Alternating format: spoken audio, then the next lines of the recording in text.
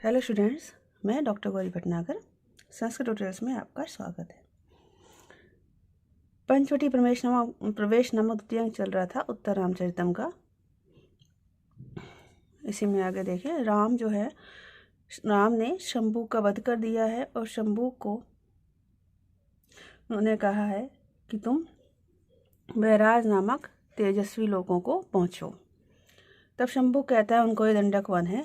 तो राम देखकर कहते हैं किम नाम दंडक एवं, क्या है ये दंडक वन है। सर्वतोलों के चारों ओर देखकर हा कथम, अरे कैसे। स्निग्ध श्यामहा क्वचित अपरतो भीषण आभो वृक्षा स्थाने स्थाने मकुर ककुभो झांकृत है निर्जनानाम एते तीर्थाश्रम गिरि सरित गर्त कांतार मिश्रा संदृश्यन्ते परिचित भुवो दंडकारण्य भागा। क्वचित स्निग्ध श्यामा, कहीं पर स्निग्ध और श्याम वर्ण वाले, अपरतो दूसरी ओर, भीषण आभोग वृक्षा, भीषण भयंकर आभोग विस्तार से युक्त कठोर, स्थाने स्थाने स्थान स्थान पर, निर्झराणाम झरनों के, झांकते झंकार युक्त शब्दों से, झरनों का जो गिरने का जल गिरने का शब्द होता है उसको कहा है झरनों की झंकार युक्त शब्दों से, मुखर ककुभा मुखरित शब्दायमान, कुभो दिशाओं से युक्त, तीर्थ आश्रम गिरि सरित गर्त कांतार मिश्रा, तीर्थ आश्रम पर्वत नदी, गर्त मीन्स गड्ढे, कांतार और दुर्गम मार्गों से युक्त मिश्रित, परिचित भुवा परिचित भूप्रदेश वाले, एते ये दंडकारण्य भागा दंडक वन के भाग, संदृश्यन्ते दिखाई पड़ रहे हैं। मतलब राम जो ने जो चारों ओर देखा है दंडक वन किस प्रकार का है कि कहीं पर तो स्निग्ध और श्याम वर्ण वाले हैं और मार्ग हैं, और कहीं पर कैसे हैं, भीषण भयंकर विस्तार से युक्त रूखे या कठोर, जगह जगह पर वहां पर झरने गिरते हैं, उनकी झंकार शब्दों से दिशाएं प्रध्वनित होती हैं। ऐसे तीर्थ आश्रम पर्वत नदी गड्ढों और दुर्गम स्थानों से युक्त हैं। तो जो स्निग्ध और श्याम वर्ण वाले कैसे, जो तीर्थ है आश्रम है वो तो स्निग्ध और श्याम वर्ण वाले, और पर्वत है और वन प्रदेश है वो कैसे हैं, भयानक विस्तार से युक्त हैं।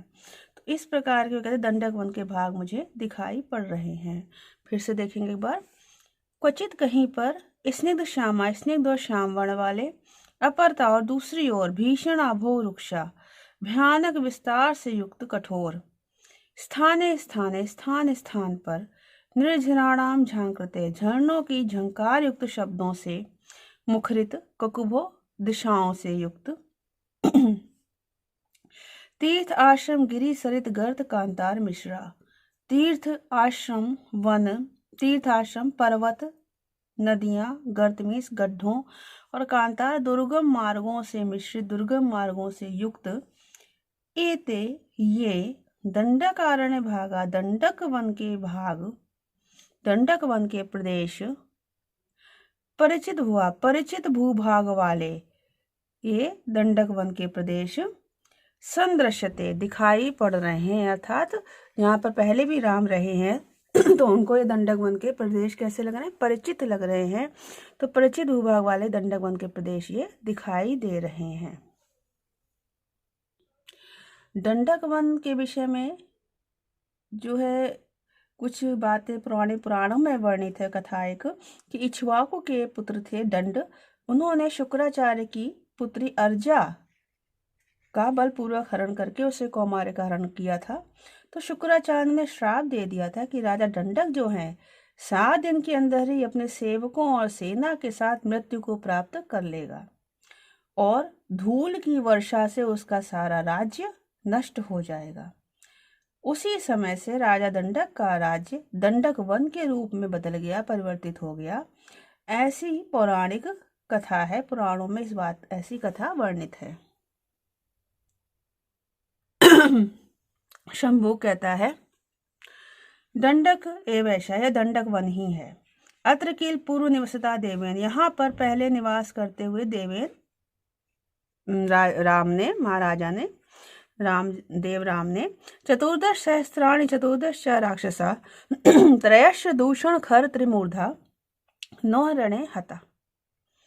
अब शंभुक जो है वो याद दिला रहा है राम को कि चतुर्दश सहस्त्राणि चतुर्दश च राक्षसा 14,014 राक्षसों और दूषण खर त्रिमूर्धा त्रया, दूषण खर और त्रिमूर्धा इन तीनों को न रणे हता, रणे युद्धभूमि में ना हता नहीं मारा।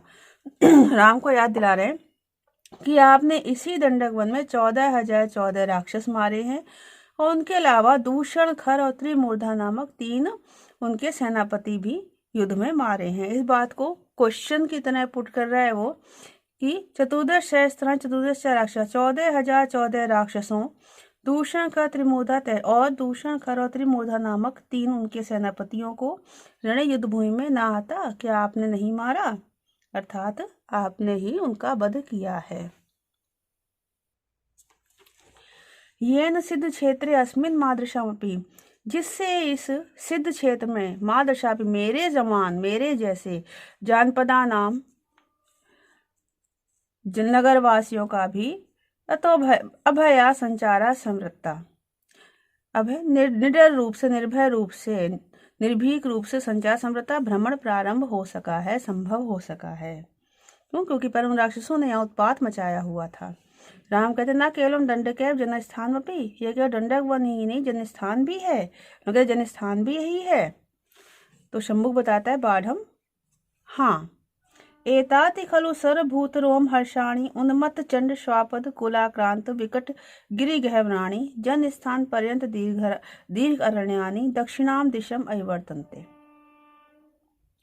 कहता है एताति सर्वभूत सभी प्राणियों के रोम हर्षाणि रोंगटे खड़े कर देने वाले, उन्मत्त और चंड प्रचंड भयंकर, श्वापद कुल आक्रांत हिंसक जीवों के हिंसक पशुओं के कुल समूह से आक्रांत, विकट गिरि गहवराणी और भयंकर पर्वत की गुफाओं से युक्त, जन स्थान पर्यंत दीर्घ अरण्यानि जन स्थान तक फैले हुए दीर्घ लंबे वन, दक्षिणादिशम अवर्त दक्षिण दिशा की ओर स्थित हैं। मतलब बता रहा है कि हाँ यहीं से ये सारे जो वन प्रदेश फैला हुआ है, कैसा वन प्रदेश है वो हिंसक जंतुओं से युक्त है, पर्वत की गुफाओं से युक्त है। ऐसा जो वन प्रदेश है ये जन स्थान तक फैला हुआ, जन स्थान किधर है, इस स्थान के दक्षिण दिशा की ओर है। तभी कहा है जन स्थान तक फैले हुए विस्तृत वन प्रदेश दक्षिण दिशा की ओर स्थित है, अर्थात दक्षिण दिशा की ओर जन स्थान स्थित है।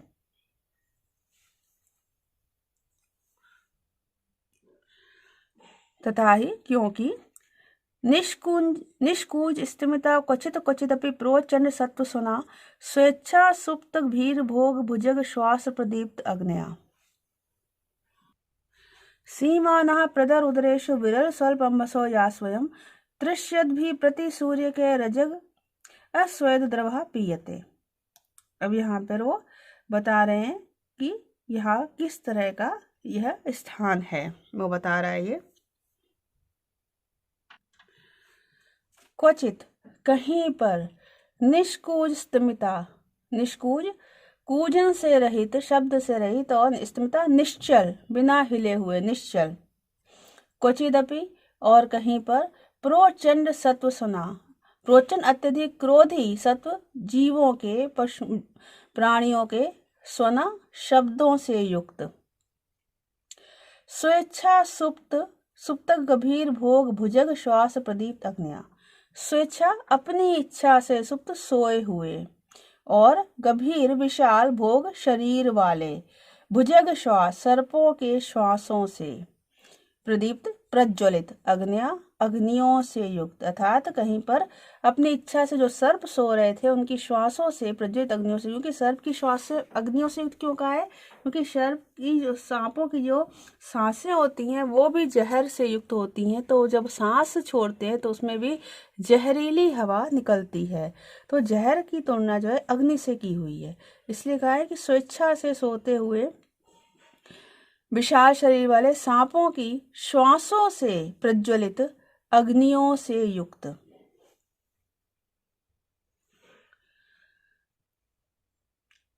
प्रदर उदरेशु, और प्रदर गड्ढों के, उदरेशु मध्य भाग में, गड्ढों के मध्य भाग में, विरल स्वल्प अम्बसो, विरल बहुत ही, स्वल्प मीन्स कम, अम्बसो जल वाले, सीमाना सीमा प्रदेश हैं, यासु जहां पर, तृष्यत भी प्यासे, प्रति सूर्य के मीन्स गिरगिट, गिरगिट को प्रति सूर्य कहा जाता है, तो गिरगिटों के द्वारा, प्रति सूर्यक गिरगिट को कहते हैं, प्रति सूर्य के गिरगिटों के द्वारा, अयम यह अजगर स्वेद द्रवा, अजगर के स्वेद में पसीने का द्रव मीन्स पानी, पियते पिया जा रहा है।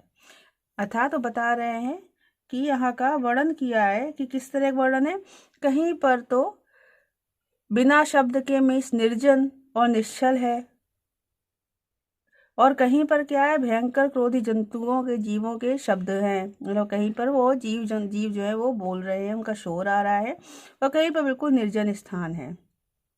इसके अलावा कैसे ये सीमा प्रदेश हैं, जो कि जनस्थान और पंचवटी के, जनस्थान और दंडक वन के बीच का स्थान है, सीमा प्रदेश है। और कहाँ, वहाँ पर क्या है, अपनी इच्छा से सोए हुए विशाल शरीर वाले सांपों की सांसों से प्रज्वलित अग्नियों वाले, और जहाँ पर गड्ढों में बहुत ही थोड़ा सा जल है जो कि पीने के लिए भी पर्याप्त नहीं है, ऐसे जल से युक्त सीमा प्रदेश हैं। तो जहाँ पर प्यासे गिरगिट जो हैं, क्योंकि उनको जल नहीं मिल रहा है, तो वो क्या कर रहे हैं, सोए हुआ जो अजगर है उसका पसीना जो टपक रहा है, उस पसीने के पानी को पीकर अपनी प्यास बुझा रहे हैं। फिर से देखेंगे एक बार। क्वचित कहीं पर, निष्कोज स्तिमिता शब्द शून्य, शब्द से रहित और निश्चल, क्वचिदपि और कहीं पर, प्रोचंड सत्व सुना, अत्यधिक क्रोधी प्राणियों के, जंतुओं के शब्दों से युक्त, स्वेच्छा सुप्त गंभीर भोग, अपनी इच्छा से सोए हुए विशाल शरीर वाले, भुजे के श्वास प्रदीप्त अग्नियां, सर्पों की श्वासों से प्रज्वलित अग्नियों से युक्त,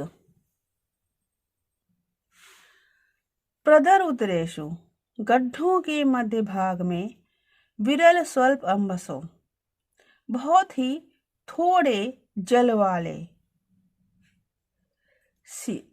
बहुत ही थोड़े जल वाले, सीमाना सीमा प्रदेश हैं, यासु जहां पर, तृष्यत भी प्यासे, प्रति सूर्य के गिरगिटों के द्वारा, अजगर स्वेद द्रवहा पी, अयम यह अजगर के पसीने का जो द्रव है, जल है, पानी है, वो पियते पिया जा रहा है। कवि ने यहाँ पर बड़ा ही प्रकृति का भीषण चित्रण किया है, भयंकर चित्रण किया है, लेकिन वो चित्रण है वो बड़ा ही स्वाभाविक है, इसलिए यहाँ पर स्वभावोक्ति अलंकार है। राम कहते हैं, पश्यामि च जनस्थानं भूतपूर्व खरालयम प्रत्यक्षा निवृत्तांतान पूर्व अनुभवामि च। कहते हैं कि भूतपूर्व खरालयम खर के भूतपूर्व निवास स्थान, आलय मीन्स घर, निवास स्थान, जन स्थानम पश्यामि जन स्थान को देख रहा हूँ, च और पूर्वान पहले के, वृत्तांतान वृत्तांतों का, प्रत्यक्षानि प्रत्यक्ष के समान, अनुभवामि अनुभव कर रहा हूँ। मतलब राम कह रहे हैं कि मैं इस घर के निवास स्थान को देख रहा हूँ, जहाँ पहले घर रहा करता था, जिसको इनका उन्होंने वध किया था उससे पहले, और कह रहा है पहले की सारी घटनाएं जो है मेरे सामने प्रत्यक्ष घटित सी हो रही हैं। फिर से देखेंगे, भूतपूर्व खरालयम खर के भूतपूर्व निवास स्थान, जन स्थान पश्यामि जन स्थान को देख रहा हूँ, चा और पूर्वान पहले के, वृत्तांतान वृत्तांतों का, प्रत्यक्षानिव प्रत्यक्ष के समान, अनुभवामि अनुभव कर रहा हूँ।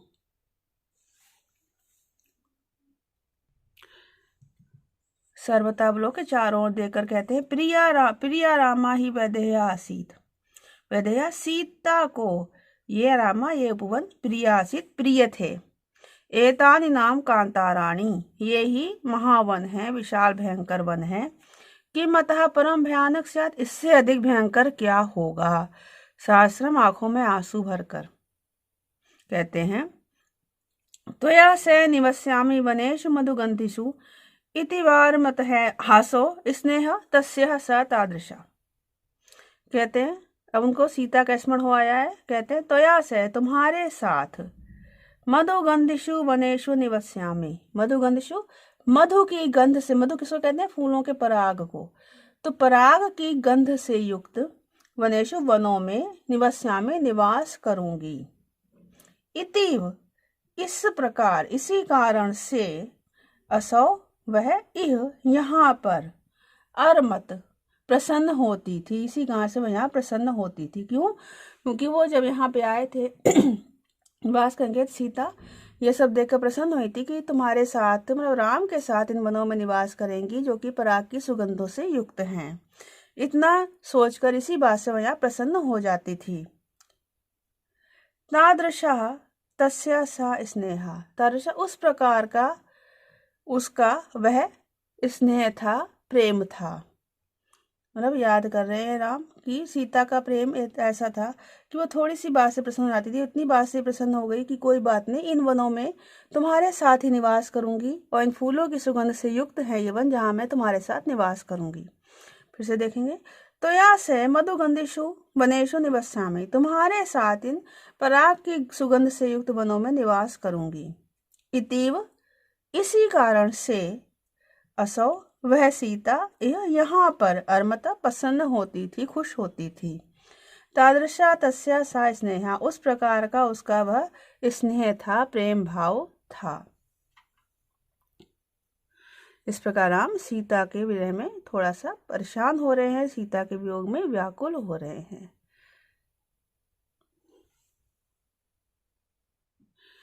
आगे राम कहते हैं कि ना किंचिदपि कुर्माणा सौख्ये दुखानि अपोहति तत्तस्य किमपि द्रव्यम यो हि यस्य प्रयोजना। कहते यह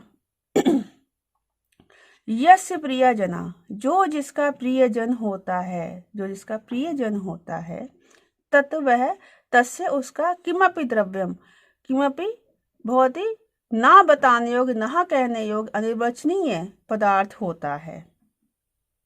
जो किंचिदपि ना कुर्वाणा, कुछ भी ना करता हुआ, सौख्य सुखों से, दुखानि अपोहति, दुखों को दूर कर देता है, अर्थात अपनी उपस्थिति के सुखों के द्वारा ही उसके दुखों को दूर कर देता है। फिर देखें, यह यस्य प्रियजना, जो जिसका प्रियजन होता है, तत्तस्य किमपि द्रव्यम, वह उसका अनिर्वचनीय द्रव्य होता है, निर्वचनीय पदार्थ होता है, जिसका कि वर्णन नहीं किया जा सकता, अवर्णनीय पदार्थ होता है। किंचिदपि ना कुर्वाणा, वह कुछ भी ना करता, भले ही वो कुछ भी ना करे, फिर भी सौख्य दुखान्य पोहती, अपनी उपस्थिति के सुखों के द्वारा दुखों को दूर कर देता है। यहाँ पर माँ के भवभूति ने प्रेम की एक आंतरिक मीमांसा की है, पराकाष्ठा गुणन किया है कि जो जिसका प्रिय व्यक्ति होता है वो अपनी उपस्थिति मात्र से ही उसको शांति का अनुभव कराता है, और उसकी अनुपस्थिति में अनुकूल पदार्थ भी प्रतिकूल प्रतीत होते हैं। जैसे कि रामचरितमानस में भी राम कहते हैं, जे हित रहे करत ते पीरा, उरग श्वास से त्रिविध समीरा। मतलब जो हितकारी चीजें लगती थी वही अब पीड़ा दे रही हैं। इस तरह से रामचरितमानस में तुलसीदास ने राम की इस पीड़ा का वर्णन किया है। तो इस प्रकार इसमें अर्थांतर न्यास अलंकार है, नीचे जो किसी सामान्य से विशेष कथन की, सामान्य एक बात से विशेष कथन का बात को संभाला गया है। यहाँ पर अर्थांतर न्यास अलंकार है। तो इस वीडियो में इतना ही। साथ बने रहने के लिए